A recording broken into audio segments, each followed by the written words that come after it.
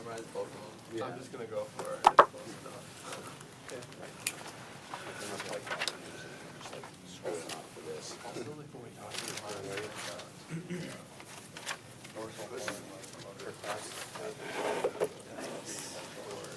How are you doing in your health? You're sick. that's in the correlate slide.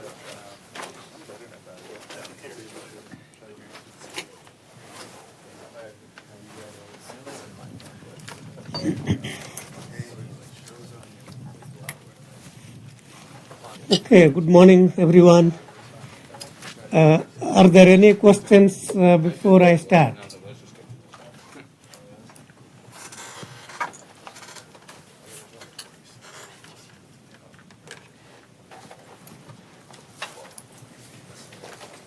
Questions, comments, criticisms?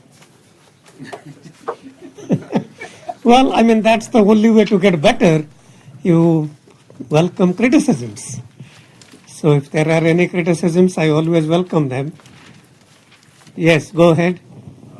For the last part, so on homeworks where you need to use MATLAB to verify some numerical result. Yes. Do you have to use MATLAB? No, you don't have to. You don't have to. I mean, you can use other things. So we didn't have any uploads, links for last homework and the one that is posted today. So, I mean, you can use whatever language. In fact, the preferred programming language in this class was C, I think until about 99 or so. Then I think the University of Minnesota signed a contract with MathWorks so that MATLAB is available to all students free in College of Science and Engineering. But before the university signed contract, well, I mean, we couldn't expect students to get access to that. So you can use other programming languages. C, in fact, should be the preferred language. That's what I think. But many things are simple in MATLAB because of the one-line commands. For example, if you are computing the frequency response, just type FREQZ. If you are doing a filter design, FIR1 or FIR2. So a lot of these built-in functions just make it simple and easier. But that's a good question. I mean, the goal here is to learn, so not, the MATLAB, there are two things about MATLAB. One, those companies which sign contract with MathWorks expect their employees to be using MATLAB. Those companies who don't sign contract with MathWorks, they do not want, because they have to pay a lot, so they don't want their employees to be using MATLAB. They want them to be using Python or C or any kind of open programming language. So it depends on who your future employer would be. Any other questions before I start? So in fact, I have completed chapters 2, 3, and 5. So that's the content for so-called midterm 1. I didn't talk about a lot about grading, but there will be no final exam in the class. So we just have 3 midterm exams, each exam covering content for that 1/3 of the class. So we have really completed 1/3 of the class, which is chapters 2, 3, and 5. So the homework that is posted today, is that homework 4? I think that's homework 4. So that is the last homework, and that will cover all content up to midterm 1. So midterm 1 will test topics until the last lecture. So what I'm going to begin today will be homework due after midterm 1. So whichever day the midterm is, I think the midterm is a couple of weeks from today, I think. Or is it a Tuesday? It's a Tuesday. Okay, so it's not next week Thursday, but the subsequent class. And I will spend a class on some review so that maybe next week Thursday we can spend more time on some kind of a review. Then the exam is on Tuesday. Then the subsequent homework, which would be due not that week Thursday, but the subsequent week Thursday, or maybe subsequent week Tuesday, will be on what I'm teaching today. Okay, so that's kind of the mechanism of the class. Okay, so any questions about homework? Are they challenging, easy, thought-provoking, long, for all of them? Any concerns about homework? If you are spending too much time in the class, certainly that's not our intent. I mean, the guideline is for every lecture hour that you sit in this class, you are supposed to be spending somewhere about 3 to 4 hours per lecture hour. So for a 3-credit class, the expectation is you will spend 12 hours or so, sometimes 10 to 12 hours outside this class. If you are spending a lot more, then I think then you take less classes. Well, I mean, there are all kinds of students. Some students will probably take 3 or 4 hours. Some might take 6 hours. So, that's why we say 3 to 4 hours, depending on which spectrum of the this period you are in terms of taking time. And some of you may have, I realize some of you have come with many different backgrounds. There are graduate students from several countries. We have no idea what you did in your undergraduate class. So preparation for the class is not definitely same for everyone. Okay, so I want to spend time today on so-called discrete Fourier series. So let's try to understand what are the so-called spectral representations. So if we think about the different types of the spectral domain representations of the time domain signals.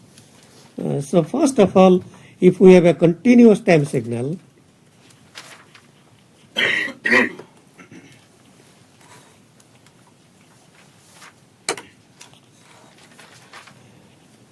so if the signal is continuous and periodic with some period t, and then the way we represent the spectral coefficients are the so-called Fourier series coefficients.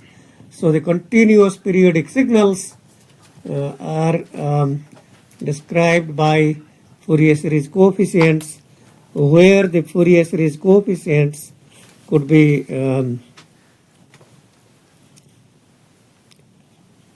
so these are with respect to some integer k or maybe n. I don't really, it doesn't matter. So so the so-called Fourier series coefficients are represented in the spectral domain. So what does what does it mean when we say that let's say that the Fourier series coefficient for a continuous periodic signal for k equal to 2, so by the way, these are represented by ak. Okay, so ak. So what does it mean that A2 is the content, spectral content at k equal to 2? What does that really mean? It simply means that the spectral representation is discrete. Okay, so that's kind of, so by duality properties, periodic signal in time domain, discrete spectrum in frequency domain. And that really is telling us for k equal to 2, if you think about each k, maps to frequency twice pi over t times k.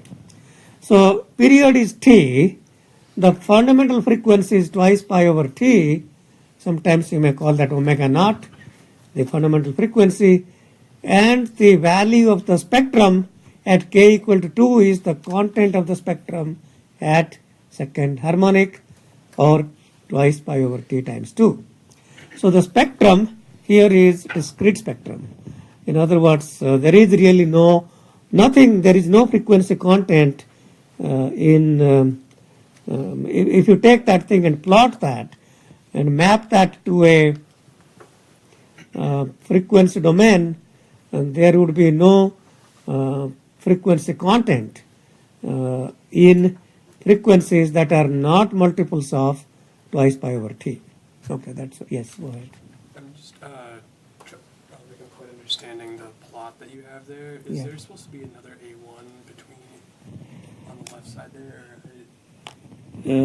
There should be A1. So f of t is described by the Fourier series coefficients ak. Okay. So continuous time, we won't talk about these things in this class, but I'm just talking about the evolution of so many kinds of Fourier representations. But what A1 are you talking about? So I guess what I'm saying is you go from A2 to A0. Oh, this is excuse me. Okay, yeah, thank you this is A minus 1. Thank you for pointing that out. Yeah, I didn't, thank you, I didn't notice that. So these are AK plotted in with respect to axis k. Thank you.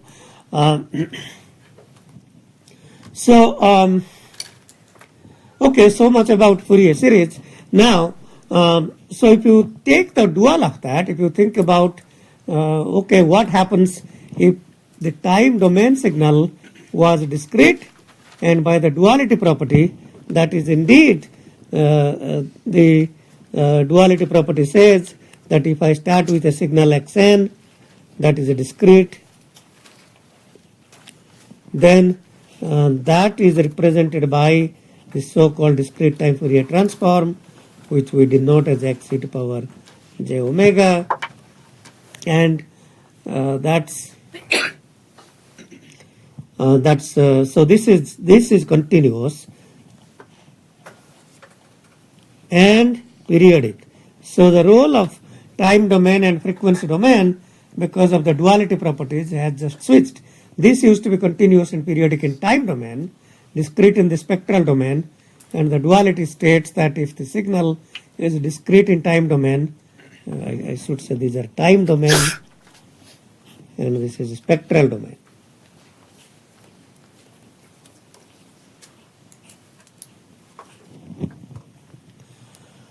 Okay, so we have spent a lot of time talking about discrete signals, discrete time signals, or discrete signals, discrete time signals, and their spectra described by the discrete time Fourier transform is periodic, and these are periodic with period twice pi. So what I used to call T, and this is, if you think about periodic with the period twice pi.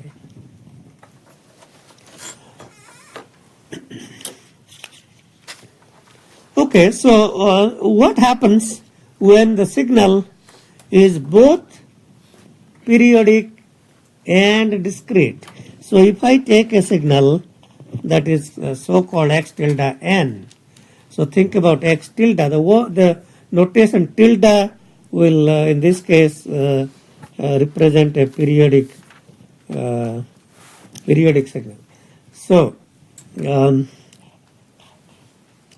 so if we have a discrete time signal, so the signal is discrete and periodic,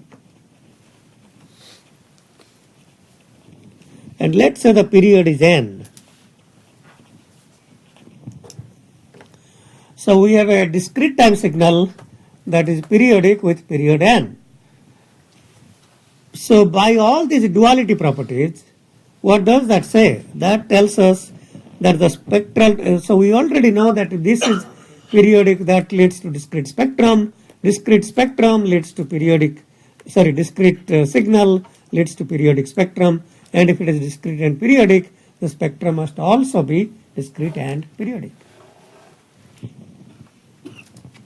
Putting these duality properties together, So this must be discrete as well as periodic. And we can call that, we can call that x tilde k. Again, the word tilde, the notation tilde means periodic, and so this is periodic once again with period n.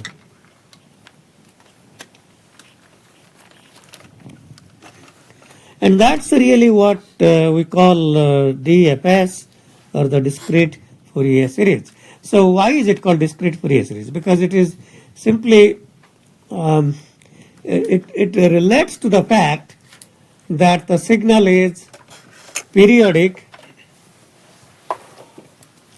in the time domain. So whenever the signal is periodic in time domain, in the continuous case we describe that by Fourier series.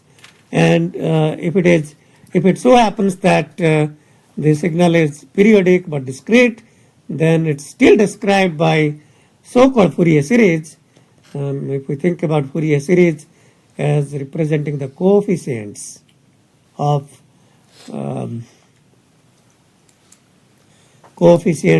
the discrete spectra, then this is discrete and also periodic. So this is DFS, this so-called discrete Fourier series, and that's really what I'm going to begin today. But this is probably a good time to just talk about a few more things.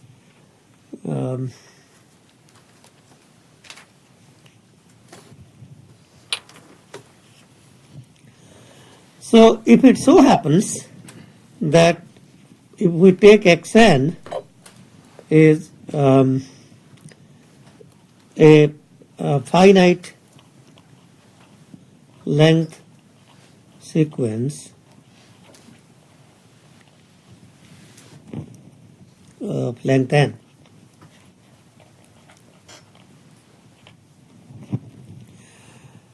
So xn is a discrete time sequence that is not periodic, but it is of length n.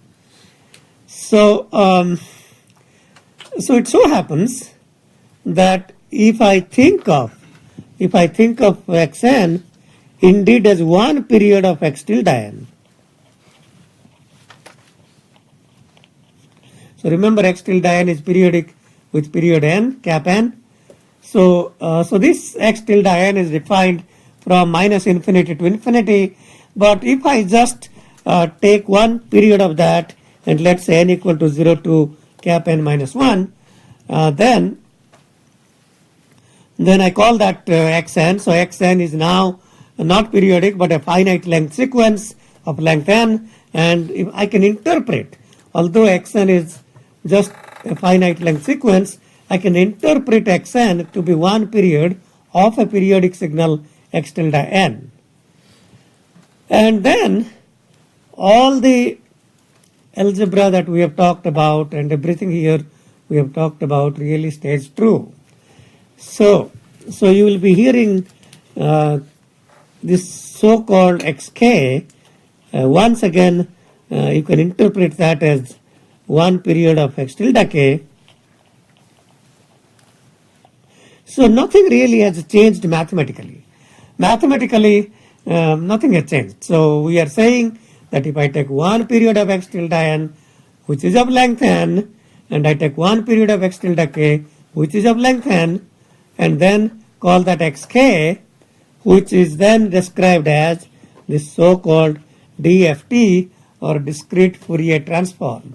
So the discrete Fourier transform mathematically is nothing new. It is simply same as the discrete Fourier series. It is only how we think about it. So mathematically DFT is the same as DFS. So there is no point really repeating all the math. So I mean the DFT is just an interpretation of DFS for one period of the time domain signal length n, and one period of the spectral domain coefficients of length n. And sometimes you will hear that we are computing FFT of a signal xk, and FFT is really not a transform. FFT is not a transform, not a separate, not an independent transform, but simply a fast algorithm to compute the DFT. So FFT is just computing the DFT, nothing else. So when you hear the word FFT, you may think, well, that must be another Fourier transform. And that's not another Fourier transform, but it's simply computing the DFT, or the discrete Fourier transform, in a fast manner. So specifically, it reduces the time complexity of computing the DFT from order of n squared to order of n log n. That's what the FFT does. FFT computes the DFT, so a simple calculation here would require n squared computations, because each coefficient requires n computations.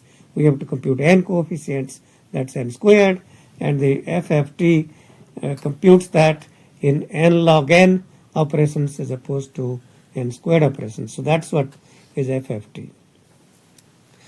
Okay, any questions about all this basic, how the evolution of the Fourier series, and then DTFT, and then discrete Fourier series, DFS? Yes, go ahead. I was wondering, the FFT, does that work for just like a numerical examples, or can that be applied to just more generalized signals that are? So FFT, the question was, is FFT applied to general context? Yes. So out of all of these things that I have talked about, really what is of interest is the FFT. FFT is universally applied. The FFT is simply computing the DFT. So if you start with any n-point sequence of length n, the FFT computes, so I should say that this n and k indices are same as here, and it's simply computing n computations, n coefficients. So we don't use the DFT. So we are essentially computing DFT using the fast algorithm FFT, and FFT is universally used. Everywhere we use FFT. And as time went on, people realized, well, FFT is great. We can certainly see what the spectral content of the signal is. However, there were several shortcomings.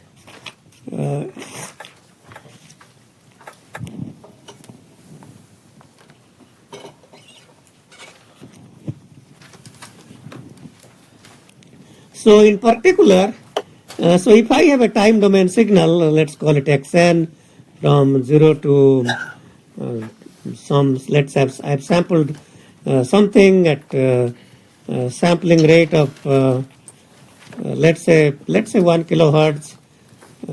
So if I sample something at 1 kilohertz, and then I take 10 seconds of that data, then that's really 10k samples. By the way, k here is not 1000 but 1024. So typically these, because of the way the A to Ds are designed, we may be saying 1 kilohertz.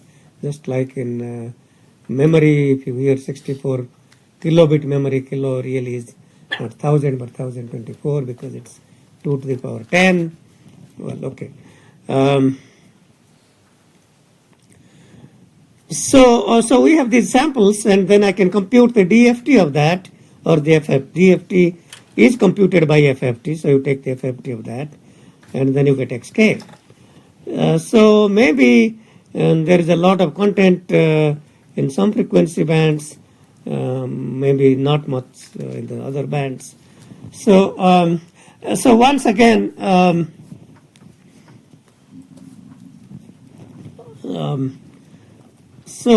I guess the what I'm trying to say, it says that, okay, I can say that, okay, the signal does contain these frequencies and these frequencies.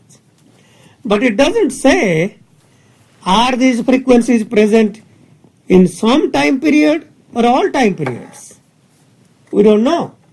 And that's kind of the major weakness in FFT. And as time went on and as speech processing evolved, people then moved to what are known as short time Fourier transforms. And we'll try to see if we can get to some of these short time Fourier transforms. So essentially, in order to better understand at which time periods the frequencies are present, so we can divide the times domain signal to short periods and then or short times, and then take that as a window and compute the Fourier transform of that window, and that's called a short time Fourier transform. And then as time went on, you will hear this word called a better way of computing, a faster way of computing time frequency representation. So this is no longer so people became interested in understanding the so-called time frequency representations, not just time domain or not just frequency domain, but at same time we have some description of time and some description of frequency, and short time Fourier transform is one example of time frequency representation, but the evolution of wavelet transforms and this in particular discrete wavelet transforms. So the wavelet transforms for continuous time signals and discrete wavelet transforms for discrete time signals are widely used in many applications, in all kinds of applications, whether it is. So if you in fact think about how the JPEG, the standard image compression algorithm evolved, the initial JPEG standards were based on discrete cosine transform, and with time the JPEG and MPEG, all these standards moved into discrete wavelet transforms. So that's kind of a brief history of how these frequency domain, spectral domain representations, well, I mean, spanning really 250 years. The Fourier transform dates back to that many years. Okay, so, well, that's kind of a brief intro to the evolution of spectral domain. So let's talk about discrete Fourier series.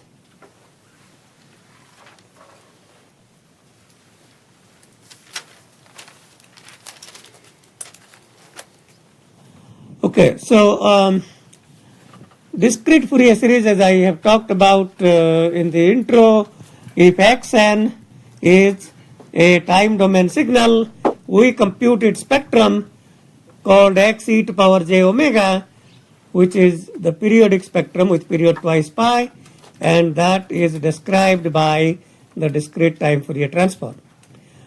If it so happens that the time domain signal xn is periodic with period n, and we call that x tilde n, then the spectral representation is described by DFS, or discrete Fourier series, whose coefficients are x tilde k, and we can say k goes from 0 to n minus 1, and that's one period of the spectrum. So discrete and periodic in time domain, discrete and periodic in spectral domain. Okay, so so we also want to understand the relationship between the so-called discrete Fourier series and the discrete time Fourier transform. So in other words, if I interpreted x tilde n as a periodic sequence, what would its discrete time Fourier transform be? And if I call that discrete time Fourier transform as x tilde e to power j omega, we want to spend a little time understanding how the so-called DTFT of the periodic signal relate to the Fourier, discrete Fourier series coefficients x tilde k. So we'll talk about that. The time domain signal x tilde n is periodic with period cap n. That means x tilde n is same as x tilde n plus cap n plus 2n, 3n, and n minus. So any integer multiple of n, you add or subtract, that's same as x tilde n. Okay. So here is the spectral representation of so-called discrete Fourier series. So we begin with the inverse discrete Fourier series. So we define x tilde n, the time domain periodic signal, is equal to 1 over n cap n, the period, times summed over one period. It's a periodic spectrum, so summed over one period, k equal to 0 to n minus 1. X tilde k, these are the DFS coefficients, discrete Fourier series coefficients, times e to power j twice pi over n, k n. Okay. So that's called the inverse discrete Fourier series. That's the process of getting back the time domain signal x tilde n from the discrete Fourier series coefficients x tilde k. Our goal is to reach the bottom line of the slide, which shows how to compute the discrete Fourier series coefficients x tilde k given the time domain signal for one period x tilde n. So that's what we want to derive.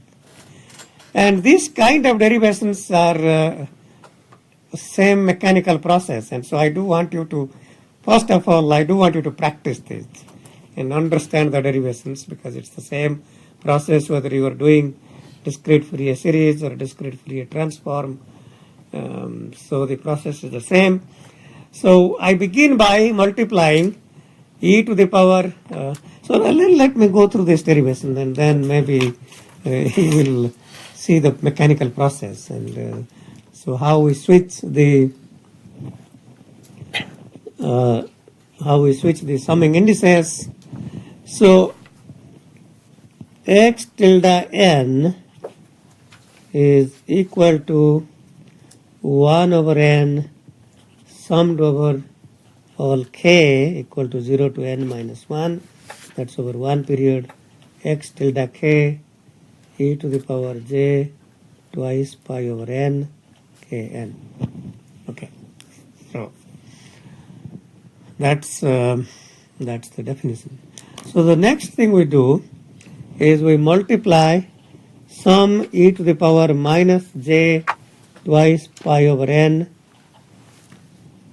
r n on both sides. Okay. So we multiply that on both sides. And then we take the sum on both sides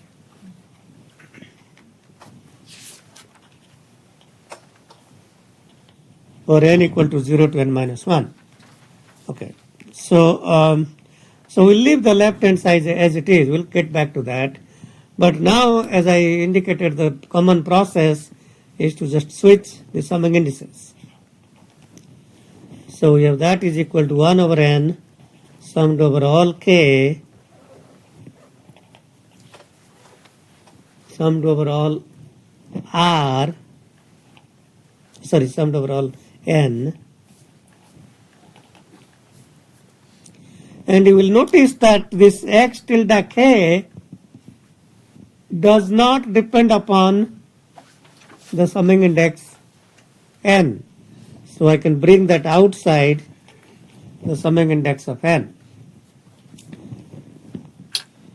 And then we are left with e to the power j twice pi over n times n taken outside a bracket and inside the bracket k minus r. Okay, so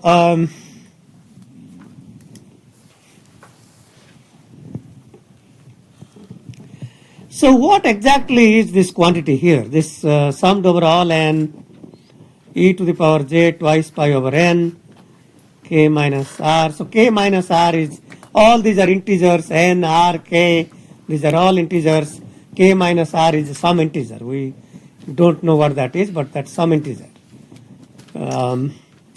So what exactly is e to the power j twice pi over n times some integer L times n, summed over n equal to 0 to n minus 1. Any volunteers about what this might be? So recognize these as complex exponentials. Okay, so these are complex exponentials, and if we take complex exponentials, n complex exponentials spaced equally by twice pi over n and add them, what is that result?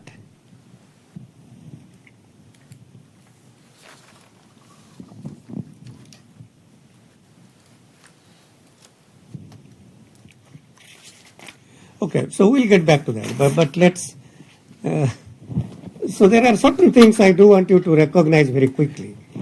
So if I take this so-called unit circle and I take 3 vectors, so this is e to the power j0, e to the power j twice pi by 3, e to the power minus j twice pi by 3. What is the sum of these 3 vectors? So I think I can see that many of you recognize quickly as 0. Okay. So these 3 vectors are the roots. So these 3 vectors, e to the power j twice pi I by 3, I equal to 0, 1 and 2 are the cube roots of 1. So 1 raised to the power 1 by 3 is simply e to the power j twice pi I by 3. So that means these are the solutions to x cube minus 1 equal to 0. So that's what is x is equal to e to the power j twice pi I by 3. Okay, so now generalizing that idea, so if I compute the solutions to x to the power cap n minus 1 to equal to 0, which means that the x will be the nth root of 1, which will be simply e to the power j twice pi I. As you know, 1 is e to power j0, e to power j twice pi, e to power j 4 pi, 6 pi, etc. And I take n of those and raise to the power 1 by n, and that's e to the power j twice pi I over n, and I need nth roots. So if you solve a polynomial of degree 10, there must be 10 roots. So if I solve this x to power n is 1, there must be nth roots. So these are indeed the nth roots of unity. Unity meaning 1. And the sum of all these nth roots of unity are 0 all the time. So if you take 10 of these vectors spaced twice pi over 10 apart or 36 degrees apart, you add them up, it will be 0. Okay, so if that is not, well, I mean, you can of course see that, but another way of saying that if you have n roots, let's say the roots are x minus Rn. So if there are n roots, and I can factorize the polynomial, some polynomial f of x of degree n,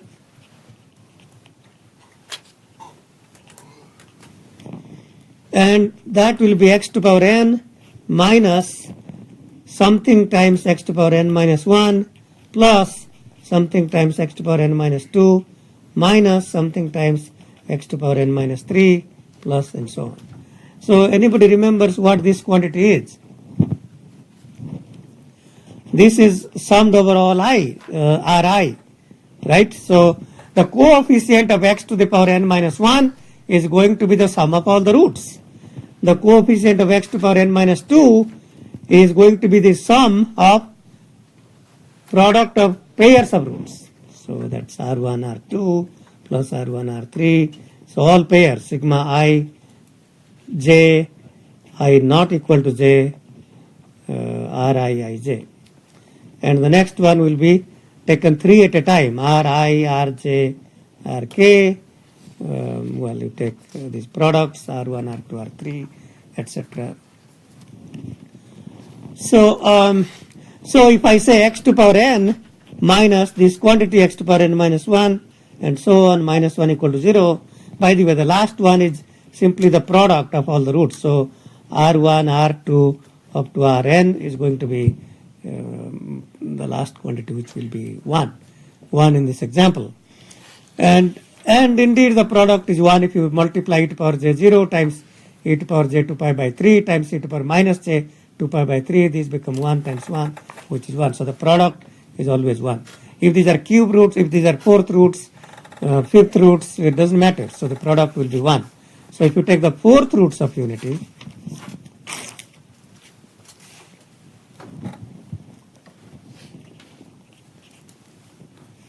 so if you take the fourth roots of unity, so these will be simply 90 degrees apart. So these will be 1 j minus 1 minus j. And you can see that the sum of these roots is 0. The product of these roots will be 1. So you multiply all these, that's 1, j times minus j. So in this case it may be minus 1. So x fourth minus x cube plus x squared minus x plus constant is equal to 0. So let's take a look. So minus 1 times minus j squared, which is equal to minus 1. So in this case the product, so the product will be plus or minus 1 depending on the degree of the polynomial is even or odd, depending on that. Okay. So this is indeed the product, and that quantity is minus 1. So that's the, so if it was odd degree, this would end with a minus sign, and then that would be the product. Okay, so I want to go back to, so this is kind of different ways of looking at why this, so this is, these are all complex exponentials lying on the unit circle separated by twice pi over n. So what I didn't include is this L. So L is another integer. Okay, so I didn't include that L. So, but that still doesn't matter, because ultimately what will happen is different, for any L, these are going to fold back to the basic 3. For example, if I take, so this is the plot of e to power j twice pi I by 3, but let's say that L is 5. So I want to compute where are these quantities, e to the power j twice pi by 3 times 5 times I, which is e to power j 10 pi by 3 I.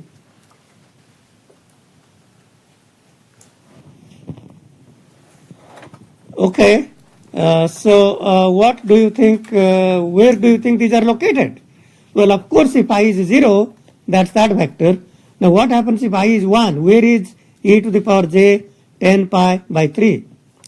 So if I go around this, that's 2 pi, which will be 6 pi by 3, and then I need to go 4 pi by 3, so I reach here. And if I take I equal to 2, that's 20 pi by 3, so 6 pi by 3 once around the circle, 6 pi by 3, 6 pi by 3, that's 18 pi by 3, another 2 pi, I reach here. So as long as this quantity 5 is not a multiple of 3, then you will still get back the same 3 vectors that will add to 0. So in fact we can say that this quantity is equal to n when L is a multiple of 3 and 0 otherwise.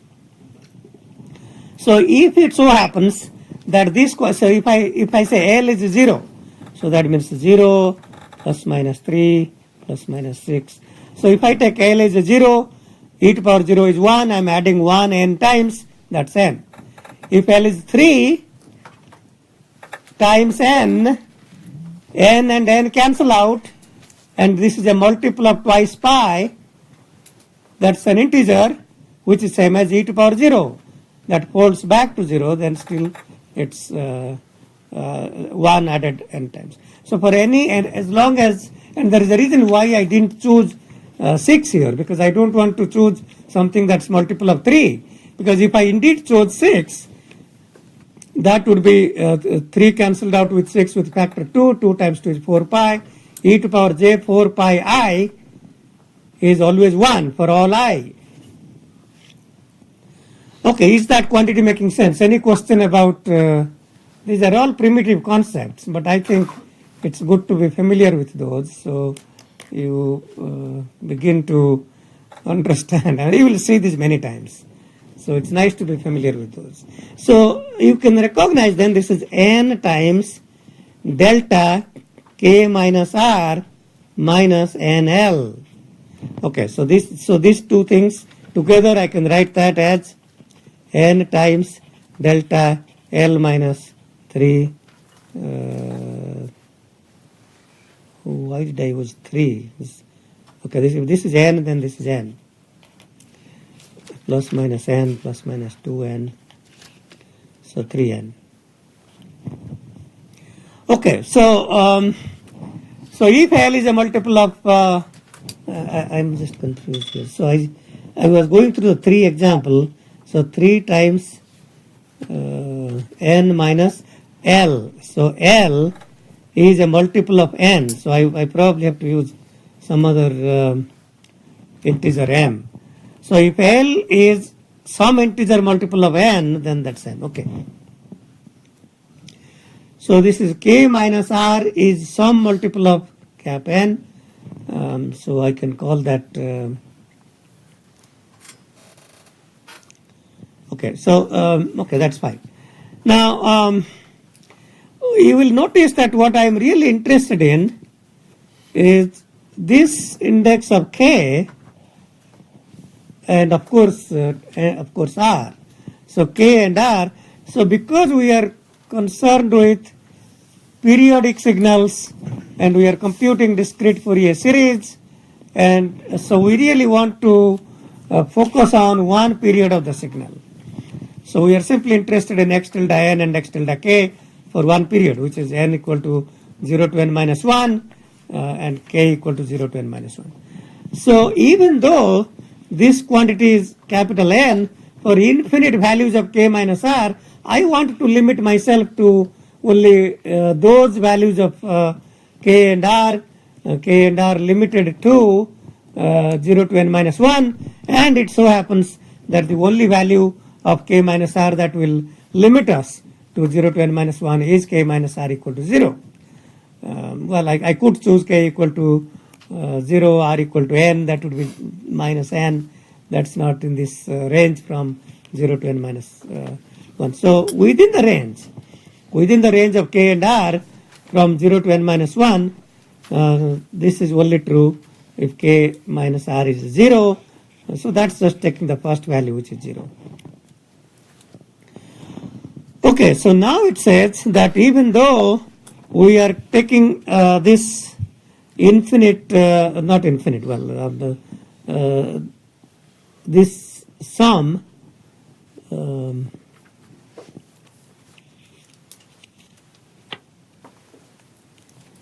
actually,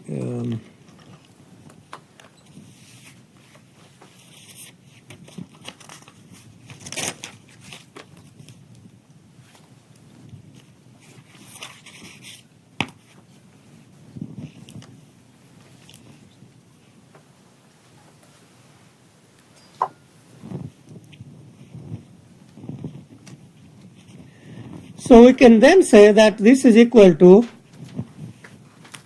1 over n summed over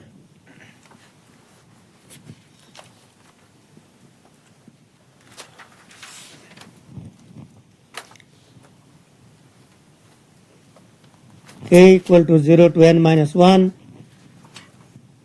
n delta k minus r. Okay. So, so the sum of these n complex exponentials, sum of these n complex exponentials is 0 for all k minus r except when k is equal to r. And that's what we are saying, delta k minus r.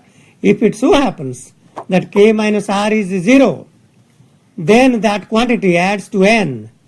So otherwise it doesn't. So this, if you look at this k equal to 0 to n minus 1, so this is really sum of n terms. So out of those, I should put that back. So this is x tilde k. So this is really sum of n terms. So if I take k equal to 0, and that's x tilde 0, delta minus r. If I take k equal to 1, x tilde 1, delta 1 minus r, all the way up to x tilde n minus 1, delta n minus 1 minus r. So all of these terms, and if r is somewhere in between, so that will be x tilde r, delta r minus r. So all these terms will be 0 except, so everything will be 0. So delta 0 is 1. So this quantity is 1 and everything else is 0. So out of these n terms, only one of the terms will be non-zero, that is corresponding to k equal to r. And when k is equal to r, this is going to be 1 over n times x tilde. No, excuse me, the n and n cancel out. So that is simply going to be x tilde r. So what we have shown then is x tilde, remember I started with summed over all n equal to 0 to n minus 1 x tilde n e to the power minus j twice pi over n r n, and we started with that quantity and finally we showed that's x tilde r. And if I use the usual notation that x tilde n dfs is x tilde k, so that's kind of the usual notation. So I can then replace this r is just a dummy variable, so I can just replace r by k, and that's called the DFS. So the discrete Fourier series coefficients x tilde k, k equal to 0 to n minus 1, that is the summed over all n, x tilde n e to the power minus j twice pi over n k n.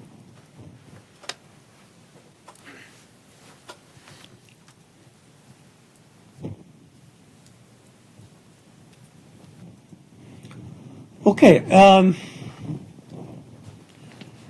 so let's get back to the slides. So this is kind of a pretty standard process, but it's good to go through at least once in the class so you know the process.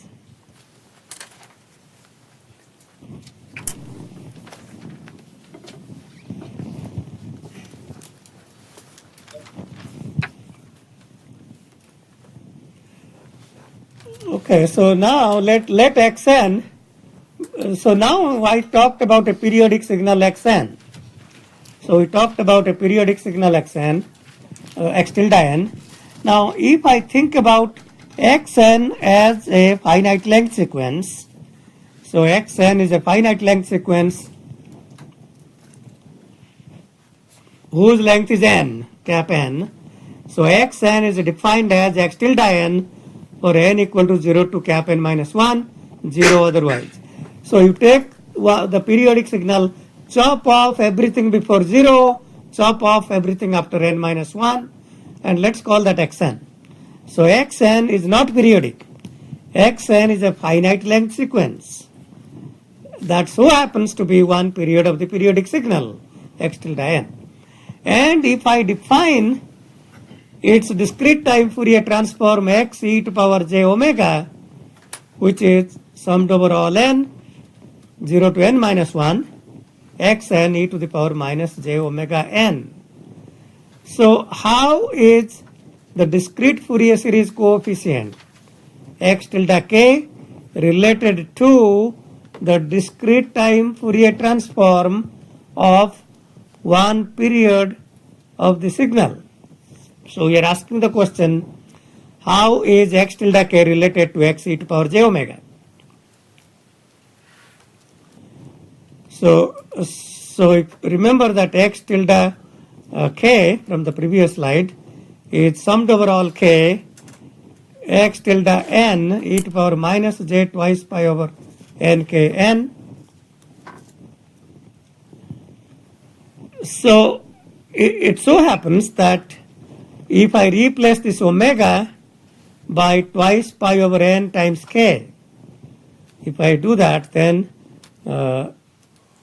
there is a mistake in this slide. I should probably correct that. There is a big mistake, a very big mistake in the slide. This summing index k should be n to n minus 1, not k. The time domain signal x tilde n. Yes, so I didn't see that. But this summing index is not k over n. The result is over k. So this summed over all n, x tilde n e to power minus j twice pi over n k n, summed over all n xn. Xn is same as x tilde n in the one period, e to power minus j omega n. If I simply replace omega by twice pi over n times k, then that becomes x tilde k. So that tells us that x tilde k, the discrete Fourier series coefficients, can be obtained by computing the discrete time Fourier transform of one period of the time domain signal. So you take one period of the signal xn, compute its discrete time Fourier transform, and then evaluate at omega equal to twice pi over nk. Now what does it mean to evaluate at twice pi over n times k? So that means you evaluate at omega equal to 0, omega equal to twice pi over n, 4 pi over n. So it simply means evaluating the discrete time Fourier transform for n equally spaced points spaced by twice pi over n. So if you think about the unit circle once again, so in this case, if I was to compute a DFS for a 12-point periodic signal with period 12, so I take the 12-point sequence, then sample the discrete time Fourier transform at 12 equally spaced points. So the angular spacing between 2 points will be twice pi over 12 or pi by 6. So it says that you compute the x e to power j omega, sample that over n points separated by twice pi over n. So in this case, if n is 12, we sample that at twice pi over 12 spacing, or pi by 6 or 30 degrees if you want to think about degrees, and those values of the discrete time Fourier transform at those values of omega will correspond to the discrete Fourier series coefficients. So if we go through one example, so in this example, x tilde n is known to be a periodic signal with period 10. So x tilde n is equal to 1 for n from 0 to 4. So within that period 10, the first 5 samples are 1s. Next 5 samples are 0s. So 1, 1, 1, 1, 1, 0, 0, 0, 0, 0. And that's one period. So x tilde n is an infinitely long sequence that is periodic with period 10. I call xn the signal defined from n equal to 0 to 9, which is 5 1s followed by 5 zeros. Sometimes, not necessarily all the time, but sometimes it's easy to compute the so-called Fourier series coefficients x tilde k, not from the definition, but by first computing the discrete time Fourier transform and then sampling that at 10 equally spaced points. So that's just kind of an indirect way of computing the DFS coefficients. Instead of directly computing the discrete Fourier series coefficients, we are computing the discrete time Fourier transform of one period of the signal, and then we sample that at 10 equally spaced points. So if these are 5 ones followed by 5 zeros, I can then say x e to power j omega, the discrete time Fourier transform of the 10-point sequence, which is 5 ones followed by 5 zeros, equals n equal to 0 to 9, it's 0 otherwise, x n e to power minus j omega n. X n is 1 for n equal to 0 to 4 and 0 otherwise. So summed over that e to power minus j omega n. And because it is only a sum containing 5 terms, I can separately write these terms as e to power 0, which is 1, n equal to 1 becomes e to power minus j omega plus e to power minus j 2 omega plus e to power minus j 3 omega plus e to power minus j 4 omega. And very quickly you recognize this as a type 1 FIR filter. 1, 1, 1, 1, 1, odd length symmetric. So, well, we then know how to manipulate those things. We group these terms, first and last term, whose exponents add to minus 4 omega. So if you take the coefficient of j, the first term exponent is e to power j0, so that's 0, coefficient of j is 0. The last one is minus 4 omega, and the average is minus 2 omega. Take that outside a bracket, and then we get 2 cosine 2 omega. Similarly, from e to power minus j omega plus e to power minus j 3 omega, group these two together. The coefficients of j add to again minus 4 omega. The average is minus 2 omega. Take that outside a bracket, and then we get 2 cosine omega plus 1. And it is not surprising that it's a constant group delay. In this case, the group delay is 2 samples. Okay, so then we are of course interested in computing x tilde k, the 10-point periodic 10-point Fourier, discrete Fourier series coefficients, and then we can say, okay, well, x tilde k is just x e to power j omega sampled at twice pi over n, which is twice pi over 10 times k, k equal to 0 to 9, you substitute that, then we get 2 cosine 2 times omega. Something doesn't seem right here. Maybe there is another mistake. So omega is pi by 5 times 2. So instead of 4 pi by 5, this should be 2 pi by 5, and the next one should be pi by 5. So we have found 2 mistakes today in the slides. So I should probably correct that and repost the slides that I've already posted. Okay, any questions so far? Any questions of conceptual nature or arithmetic or whatever? So that's indeed the 10-point discrete Fourier series coefficients, and these are periodic with period 10. So we don't need to worry about, if I know k equal to 0 to 9, k 29 will be same as 9, k 1003 will be same as 3, because it's periodic with period 10. Okay, what will be k minus 1003? Will be same as what? K minus 1003 will be same as between 0 to 9 will be same as what? Any volunteers? K7, yes, very good. Very good. So k minus 1003 is the same as minus 3. But in the range 0 to 9, we can add plus 10 because 10 is the period. So minus 3 is the same as minus 3 plus 10, which is 7. Okay, good.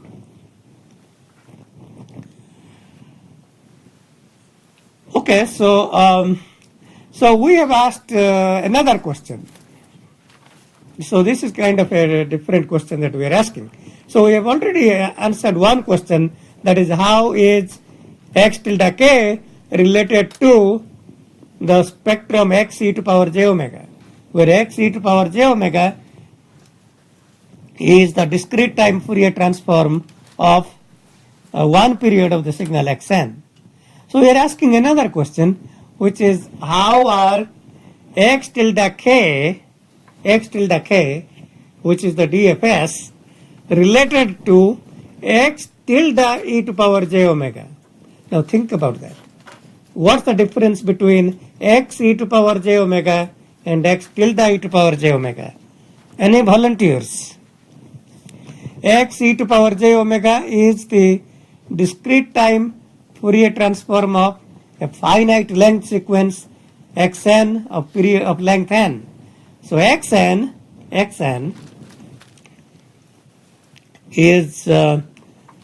is only one period of the signal, one period of x tilde n. Xn is of length 10 in this example.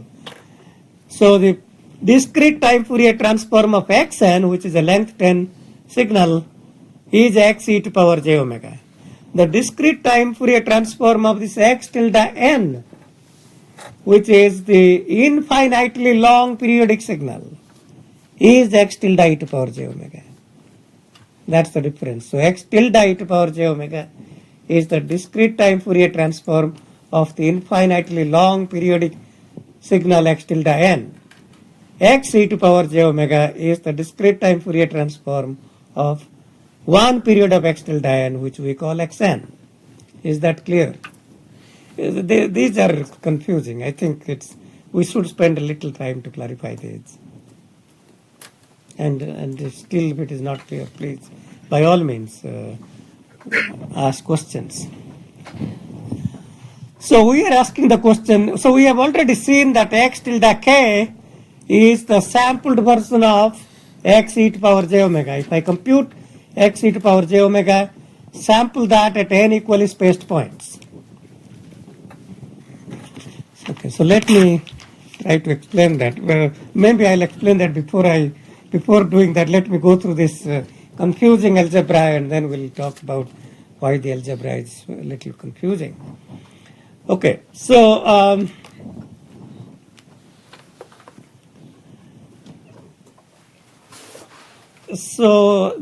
anyway, let's just accept the last line, and we'll come back to how it is. But so this is telling us that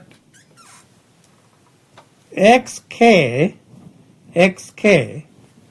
Okay, let's just go to next slide, and then we'll come back to this previous slide.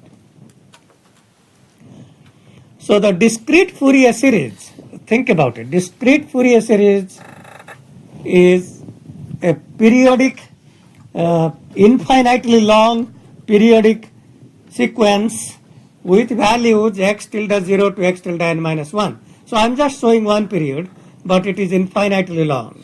X tilde k is a periodic discrete Fourier series that is periodic with period n. The discrete time Fourier transform, think about what we are showing now. We already know the discrete time Fourier transform is always periodic with period twice pi. We know that. Now the x tilde n, which is periodic and discrete, it so happens we'll have a periodic and discrete spectrum. And if I call these values of that spectrum, so the spectrum dTft will be 0 everywhere else except at these points, 0 twice pi over n at omega. So first of all, I want to think about the axis on the bottom plot is omega, and omega is continuous. On the top plot, the axis is k, and k is discrete. All those values x tilde 0, x tilde 1 are discrete delta. You can describe them by discrete delta or the so-called Kronecker delta. On the bottom, those deltas are impulses or continuous impulses or so-called Dirac delta. Okay. And what it says is that if I sample the discrete time Fourier transform of x tilde e to power j omega, then those will be non-zero at those points 0 twice pi over n, etc. And it's saying that in terms of the DFS, those values will be twice pi over n times DFS values.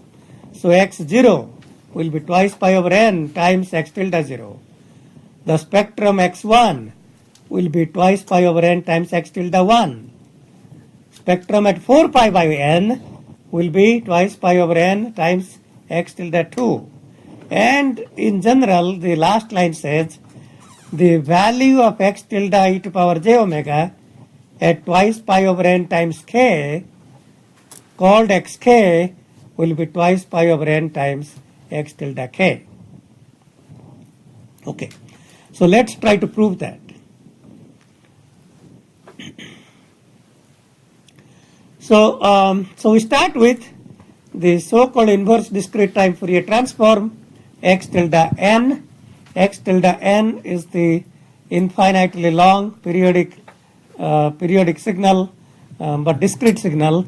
So that's 1 by twice pi minus pi to pi, the discrete time spectrum x tilde e to power j omega times e to power j omega n d omega.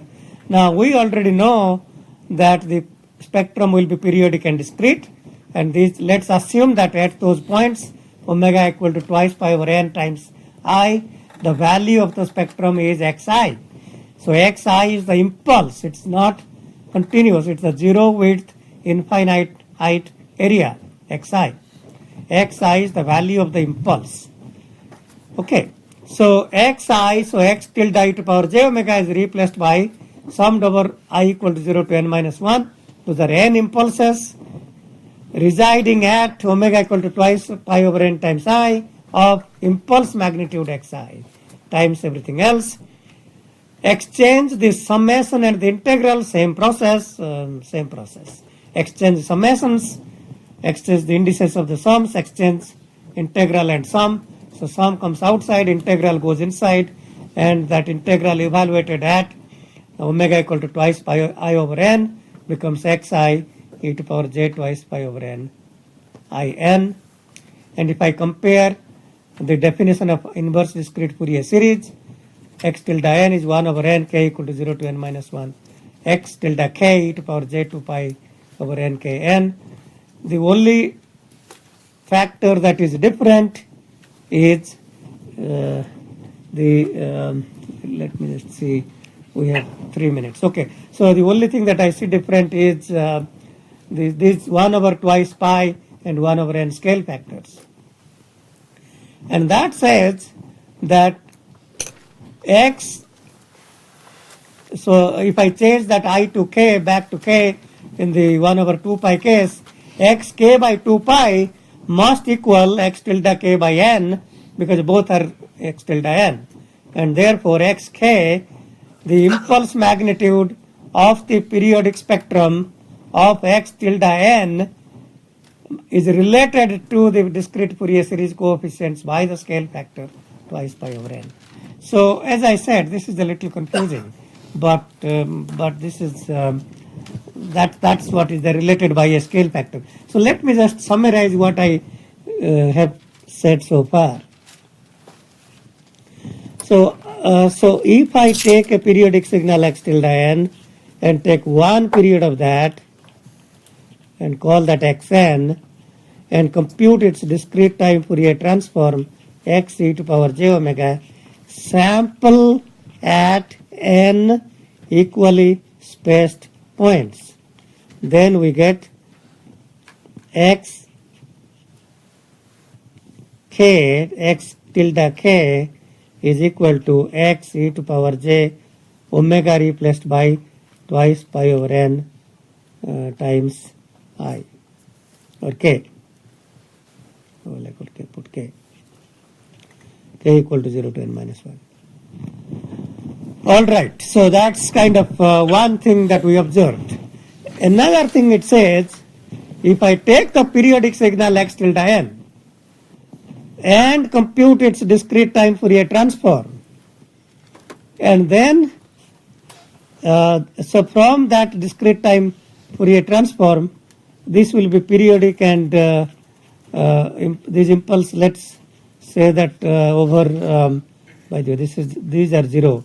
I shouldn't be doing that. These are 0 elsewhere. So n minus 1, so these are still n points and they continue. This is infinitely long. Excuse me, this is twice pi n minus 1 by n. This is twice pi over n. And these will be, let's call this x0, x1 through xn minus 1.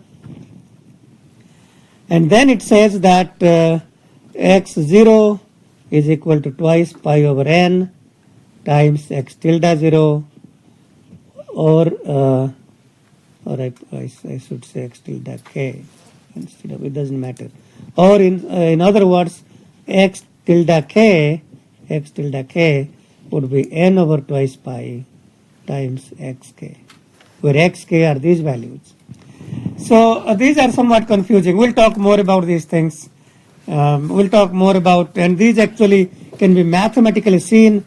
If you remember my talking about delta A omega equal to 1 over A delta omega, and from this scaling of the impulse, from that we can also derive that, and that's another interpretation of the same thing. Okay, I will stop here. If you didn't get your graded homework back, you should try to collect them on collected graded homeworks and be returned back to me. If you have not turned in your homework, you can turn them in. See you next class.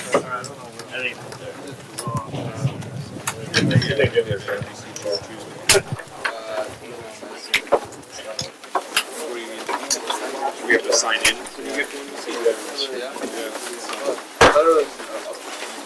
I mean, it is, you sign up because the MVC needs to. Yeah, you don't have to. The MVC is pretty cool. Well, I mean, yeah, no, the sign up is just like, yeah, they have a sign up iPad that you have to do every time you go into the MVC. That's unrelated.